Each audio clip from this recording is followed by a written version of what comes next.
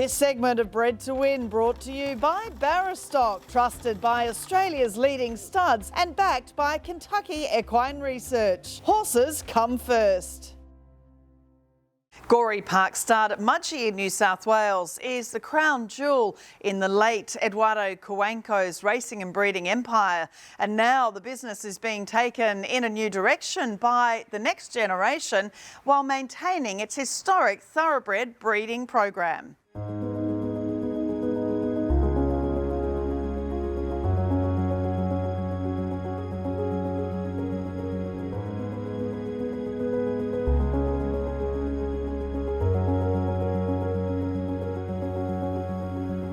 Michelle, it's always wonderful to come here and visit Gooree Park Stud. There's so much to this property, incredible racing history, your family history, and also now the cellar door, the vineyard, and so much more. It's a bit of a change in the ethos of what Gooree is in the last few years, hasn't there been? It is. So when we were growing up, my grandparents, my grandfather and my grandmother brought us here, and they really made it like a sanctuary for our family. And when my grandfather passed, my grandmother decided to continue his legacy, but in a different way.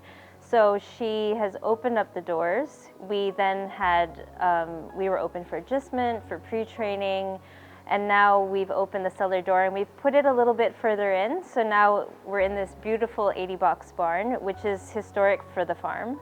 It's where all of the yearlings, like our champions, grew up. They were foaled down just behind the barn, kept in the stables, handled and broken in here before going into the complex. So it's been really, really good, and there's an idea of horse hospitality now where we invite people in and they can have a glimpse of what we had growing up here. Hospitality and tourism can be something that works so well with the equestrian industry. Yeah, well, we've renovated a lot of the houses on the property, and now we have farm stays. So a lot of people will come up, they'll book through Airbnb, one of the farmhouses. We have the graziers, the stables house, and the racetrack cottage. And they book them, and then they can book a wine tour. So they come, they do the wine tasting, they have a cheese platter, they have some hot food, and then they go and do a whole tour around the farm as well, and get to know a little bit of history about the horses, about the property itself. And they finish at the top of the hill overlooking the racetrack. We call it the Hill of Champions because that's where the Great Northern Meteor is buried. A lot of the foundation mares of the farm, that's where they're all buried, and you can see them all there. Desert War going for back-to-back wins in the race. Well, of course, Eduardo Cuenco, your grandfather, is in the Australian Racing Hall of Fame, and you mentioned some of these names that are just iconic Australian racing names. You know, Desert War, Northern Meteor, as you said, explosive, smart missile.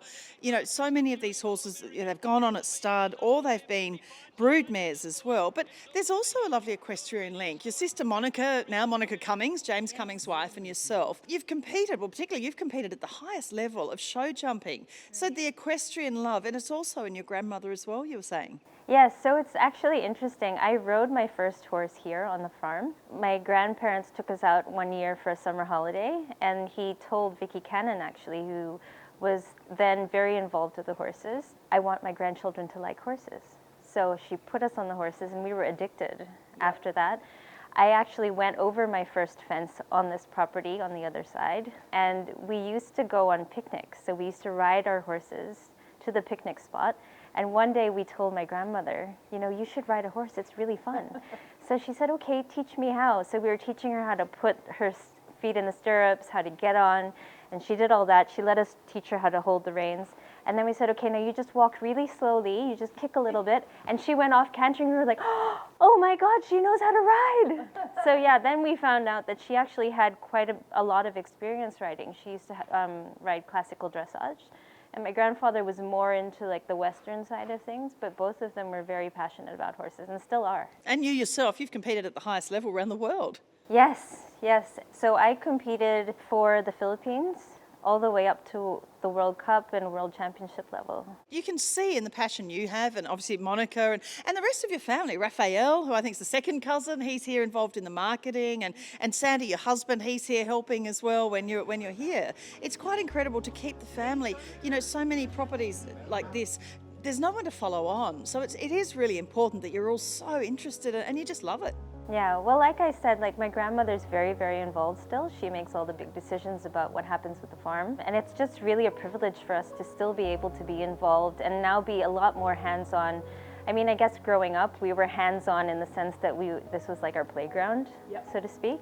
Now that it's become a commercial property, it's really nice to be able to get involved and understand the business side of things. So it actually coins in with our tagline for the farm. It's Experience Gooree Park. And when people come into our cellar door now, they do experience not just the wine tasting, they experience being a part of Gooree Park. We take them through the history by, they go into one stable and it's all named after one of the very successful racehorses. The wines are now named after. Yep. And they get to see, and touch and feel the trophies, the blankets, that they win. Northern Meteor's plates, his race plates. Exactly, and they also get to see a lot of photos. So some of them have photos of them growing up, how they were handled. There are photos in there of my grandparents and early days of the farm, so they can see how it's transitioned from the photo and what it shows to today. Gooree's been a major part of my life for a long time. I ran Gooree for 36 years, so it's a major part of my life. And it's great to be associated with the family and the farm again, and exciting to have a couple of homebreds back at the farm. We'll talk about Yes, Yes, Yes separately because we have another story on him. But prized icon, to see him back here is just wonderful with the Gooree brand on him. And he's done so well, Tropical Squall and plenty of others. He's getting so many winners in recent times. Yeah. Look, he was a dream horse to race, and he's proven he can throw a dream horse in Tropical Squall. He's a beautiful animal, he's a magnificent type. What people do forget is that he ran third in a breeder's plate behind one of the best 2-year-olds we've seen in the last 25 years in Capitalist. And his mother won a Maribyrnong plate, so it's a speed family, and he had the class to win a derby. So he was a fantastic, sound, tough horse, durable, and he was a real great advertisement for Gooree. It's great to have him here. And of course, by More Than Ready. I mean, the whole More Than Ready side of things is speed too, Golden Slipper winners. All speed. His sister, Romantic Moon, won a lead-up stakes race to the Slipper, ran in a Golden Slipper. It's a very sharp family, and we always thought he'd be a 2-year-old, and he showed that in the breeder's plate. And I think it was a bonus that he was stretched out. His class prevailed over a distance in the Victoria Derby. Kamachi goes to second, giving chase. Tropical Squall 2 in front. And you look at a Tropical Squall, I mean, that's what you would expect him to be throwing because, you have to have a level of speed to be able to win Group 1s as a 3-year-old over a mile, such as the Flight Stakes. She was a dominant filly, high-balled up on the speed as a lot of gays do, but she was a beautiful filly, very athletic, and a great advertisement for what he can throw. And she was outstanding. She was sound and tough, and that's what he can throw, and that's what he was himself. He was a dream horse. He also ran second to Winks in a Chipping Norton. He ran second in Australian Guineas. Virtually every run he had was in black type races from his first start. So you can certainly breed a serious horse by this stallion at an affordable fee. He's only a young horse and he's in magnificent condition. And he's a great breed to racehorse. And he had a city double only a couple of months ago. Good prize, won at Warwick Farm, his 4th win in a row. And Call Me an Icon won at Sandown in Melbourne. So they're city class winners. Flashy Icon was also a winner. And it is hard to maintain, I guess, for a middle distance to staying stallion, good numbers in their books of mares. He's doing this off, he's not having 200 mares, is he? Correct. It was great him winning the Derby, but we all know in this country, if you win a Derby, commercially, it can be a death knell. But I don't think he was a true out-and-out stayer. He was a sprinter miler. Class carried him to 1.5 miles. And he can throw you a serious horse. And for the price he's standing, his pedigree and type, he's a great horse to breed to. You can win a lot of money and have a great time. As I said, we'll touch on Yes, Yes, Yes in a further interview.